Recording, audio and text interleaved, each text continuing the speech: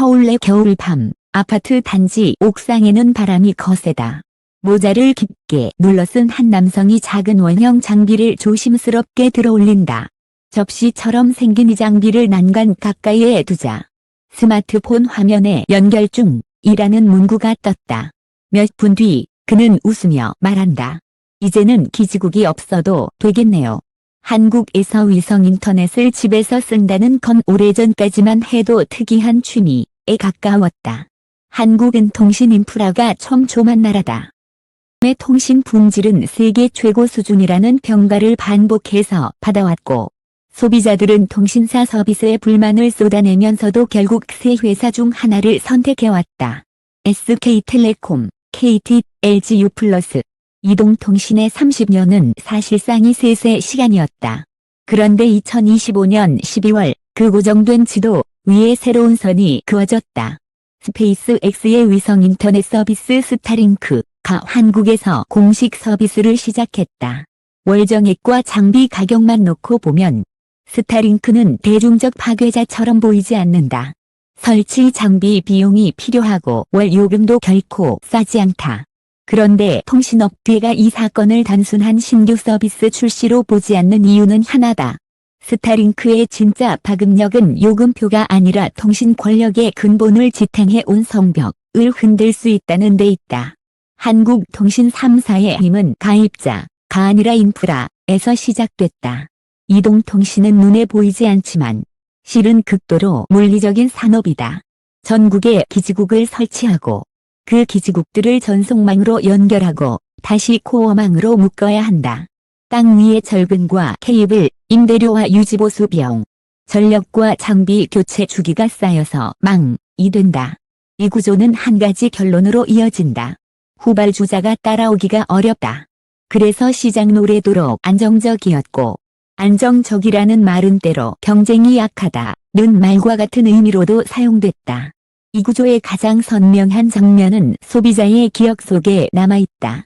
휴대폰을 바꾸는 날, 보조금과 요금제, 약정과 위약금이 얽힌 복잡한 계산, 조금만 더 내면 데이터 무제한이라는 유혹과 결합하면 할인이라는 장벽, 그리고 통신사에 대한 불만이 커질 때마다 등장했던 질문. 그래도 어디로 갈 건데 한국의 이동통신은 늘 그런 식으로 굴러갔다. 떠나고 싶어도 떠날 곳이 없다는 체감. 그것이 3사 체제의 정서적 기반이었다. 스타링크는 이 감각을 정면에서 뒤집기보다는 옆으로 비켜서 흔든다. 스타링크의 첫 번째 무기는 도심 대체가 아니다. 오히려 도심 밖의 기본값이다.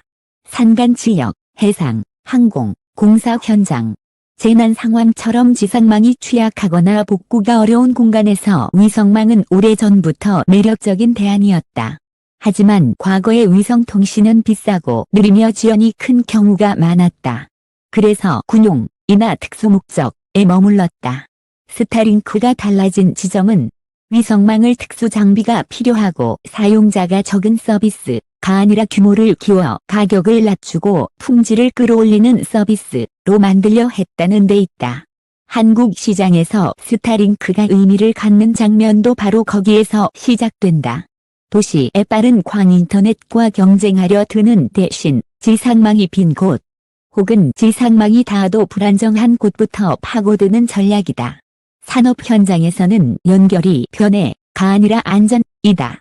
선박에서 인터넷은 단순한 SNS가 아니라 항로 정보와 기상 데이터, 물류와 정비, 선원들의 복지와 직결된다.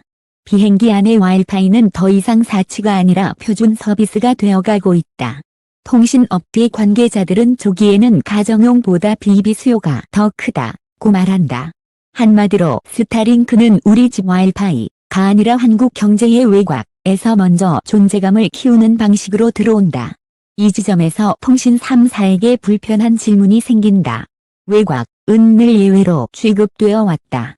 통신망 구축 비용 대비 수익이 낮은 지역은 투자 우선순위에서 밀리기 쉬웠고 소비자는 그 정도면 어쩔 수 없다고 체념했다. 그런데 위성망이 그 외곽에서 안정적인 품질을 제공하기 시작하면 예외는 예외로 남지 않는다. 이용자 경험의 기준선이 올라가기 때문이다.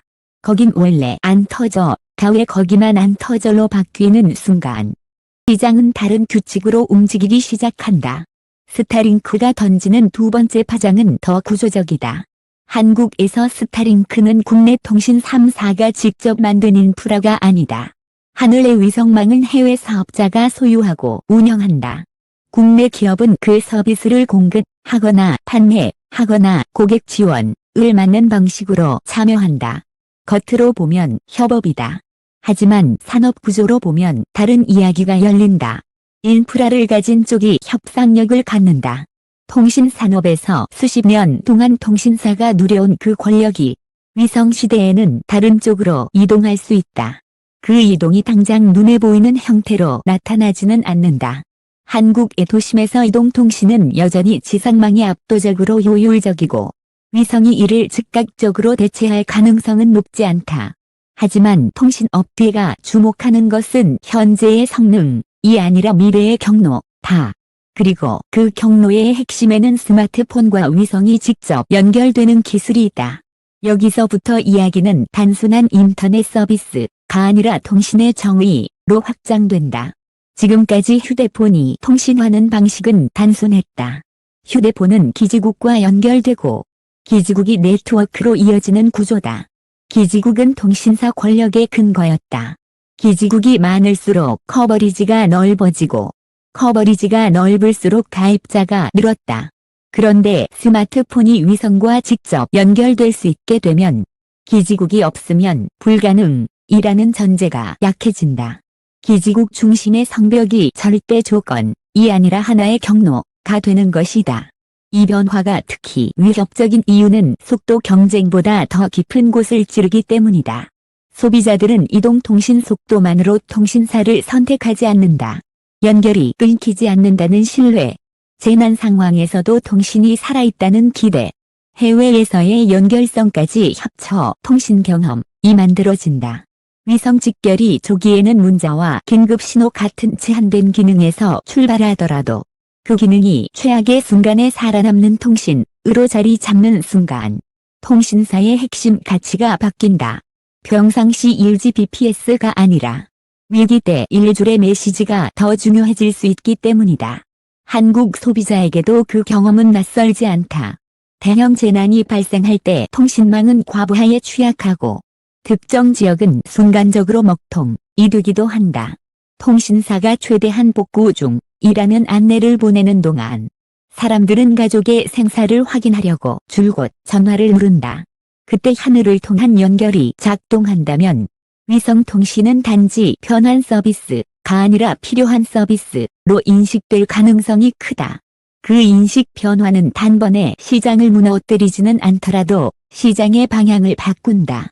또 하나의 관찰 지점은 새로운 선택지, 각 통신사에 대한 소비자 감정에 미치는 영향이다.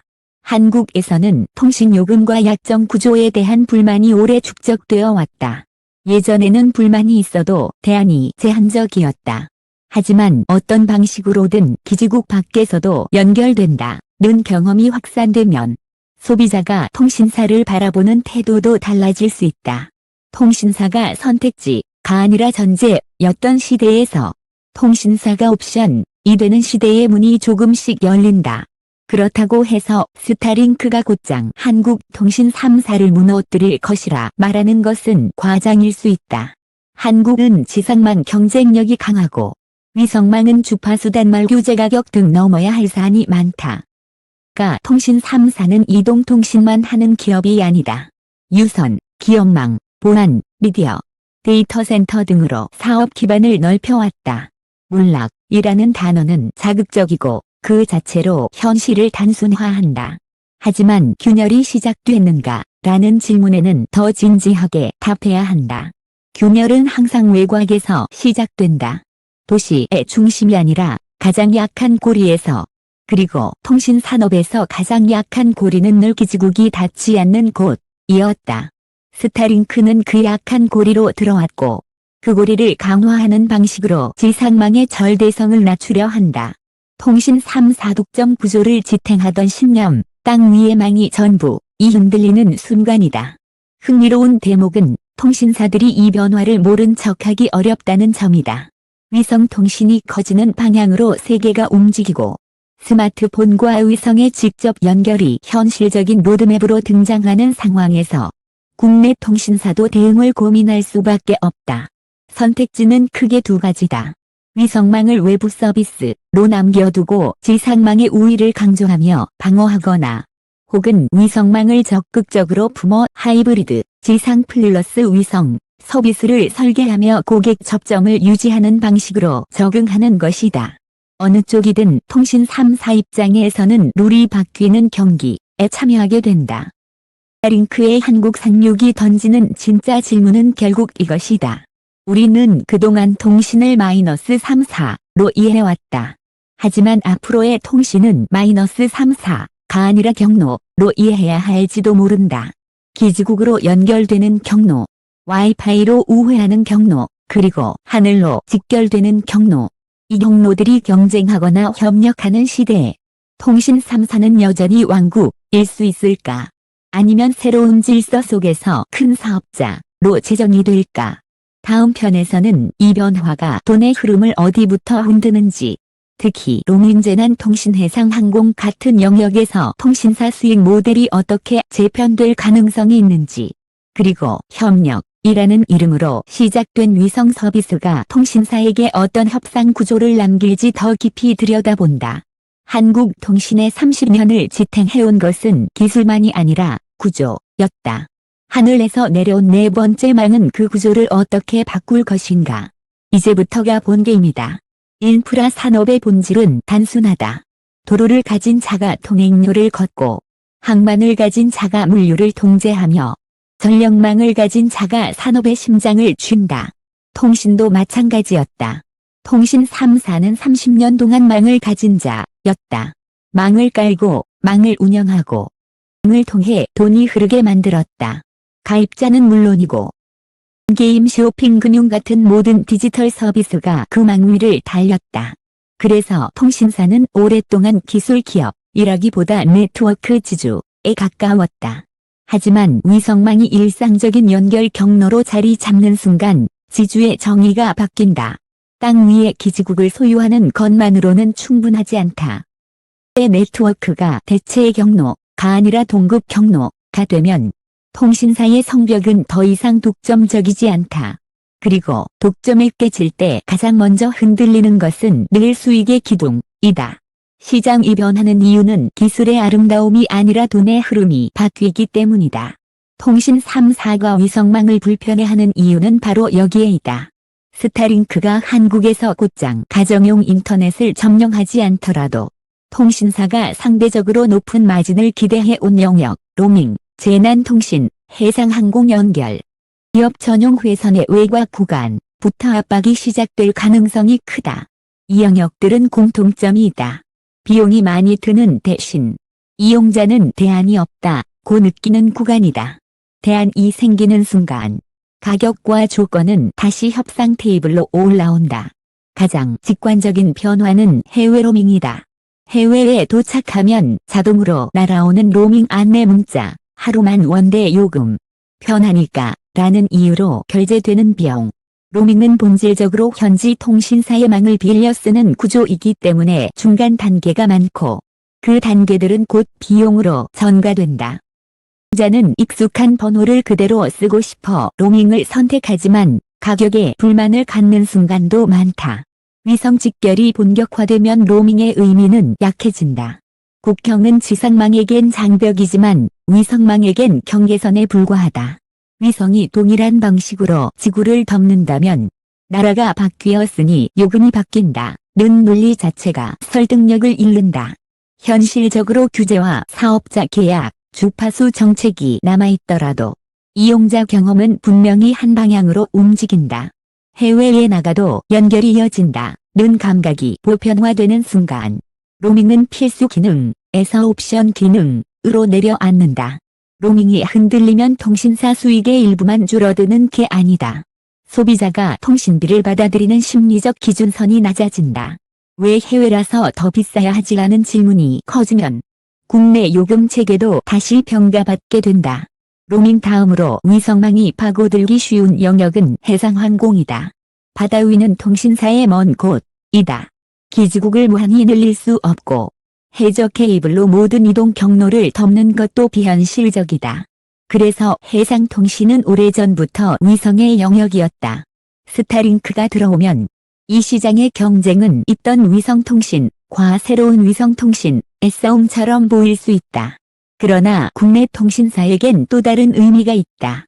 해상과 항공은 연결의 가치가 큰 시장이다. 단순한 개인 데이터가 아니라 화물류 안전보험 정비 체계가 함께 붙어 돌아간다. 여기에 들어오는 사업자는 단순 인터넷 회사가 아니라 산업 연결의 규칙을 설계하는 회사가 된다. 통신사가 그 설계에서 주변부로 밀리면 돈뿐 아니라 영향력도 줄어든다. 그리고 어떤 시장보다도 상징적인 전장은 재난이다. 재난은 통신사의 강점을 드러내는 순간인 동시에 약점을 드러내는 순간이기도 하다. 통신망은 평상시에는 탄탄하지만 위기 상황에서는 트래픽 폭증과 물리적 파괴에 취약하다. 기지국이 손상되거나 전력 공급이 끊기면 일부 지역은 순식간에 먹통이 된다. 재난 때 통신이 끊기는 경험은 단지 불편함이 아니다. 생존과 직결된다. 위성망은 마지막까지 남는 경로가 될 수 있다. 지상 인프라가 망가져도 하늘은 남아있고 지상망 복구가 지연되어도 위성망은 별도의 경로로 작동한다. 위성 직결이 문자와 긴급 메시지 같은 제한된 기능으로 시작하더라도 재난 상황에서 그 기능은 무게가 다르다. 한 줄의 문자로 가족에게 생존을 알릴 수 있고 위치를 공유할 수 있으며 경보를 받을 수 있다면 그 경험은 곧 통신 서비스의 신뢰로 환산된다. 통신의 본질은 속도가 아니라 연결이고 연결의 본질은 최악의 순간에도 살아남는다는 믿음이다. 그 믿음이 통신사에게서 위성망으로 이동하기 시작하면 통신사의 브랜드와 권력은 이전과 같은 방식으로 유지되기 어렵다. 여기서 통신 3사가 맞닥뜨리는 고민은 냉정하다. 위성망을 경쟁자로만 볼 것인가? 연 파트너로 끌어안아 하이브리드 서비스를 만들 것인가? 이미 한국 시장에서 위성 서비스는 국내 기업을 통해 공급되고 지원되는 형태로 들어왔다. 협력처럼 보인다. 그러나 협력의 실체는 계약이고 계약의 본질은 협상력이다. 인프라를 누가 쥐느냐가 곧 협상력이다. 이 구조가 불안한 이유는 간단하다. 통신사는 오랫동안 상대가 우리 망을 쓰면 돈을 낸다는 구조에 익숙했다. 그런데 위성 시대에는 반대로 우리가 남의 망을 써야 할 수도 있다.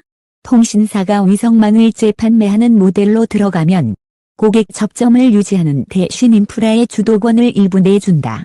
인프라를 소유한 쪽이 가격과 조건을 조정할 여지가 크고 재판매자는 이를 소비자에게 전가하거나 마진을 줄이거나 둘 중 하나를 선택해야 한다. 이용자들이 오랫동안 통신사에게 느꼈던 대안 없음 앱 구조가 어느 날 통신사가 위성망 사업자에게 느끼는 구조로 뒤집힐 수도 있다. 문제는 위성망 경쟁이 한 사업자의 독주로 끝나지 않는다는 점이다. 하늘은 이미 글로벌 패권 경쟁의 무대가 됐다. 한쪽에서는 미국의 민간 기업이 빠르게 위성망을 확장하고 다른 한쪽에서는 국가 주도의 프로젝트들이 속도를 낸다. 위성통신망은 단순한 서비스가 아니라 표준이 되고 영향권이 된다. 어느 생태계에 편입되느냐에 따라 장비 보안 운영 방식이 따라오고 그 선택은 결국 국가의 전략과 연결된다. 이 대목에서 데이터 주권이라는 단어가 다시 등장한다. 데이터 주권은 단지 누가 메시지를 볼 수 있느냐의 문제로 축소될 수 없다. 더 본질적인 질문은 이것이다. 국가의 경제활동과 안전, 금융거래와 산업 시스템이 의존하는 통신 경로가 어느 인프라 위에 올라가느냐. 통신망은 국가의 신경망이다. 신경망이 외부 인프라에 지나치게 의존하면 통신의 가격뿐 아니라 정책의 선택지까지 좁아질 수 있다. 위기 상황에서 특정 서비스가 제한되거나 외교적 갈등이 생겼을 때 압박이 강해질 가능성도 배제할 수 없다. 가능성이 낮더라도 국가 안보는 늘 낮은 확률의 높은 피해를 계산하는 영역이다. 그렇다면 한국은 어떤 선택을 해야 할까? 흔히 이 질문은 국산을 키워야 하나, 찐을 받아들여야 하나로 단순화된다.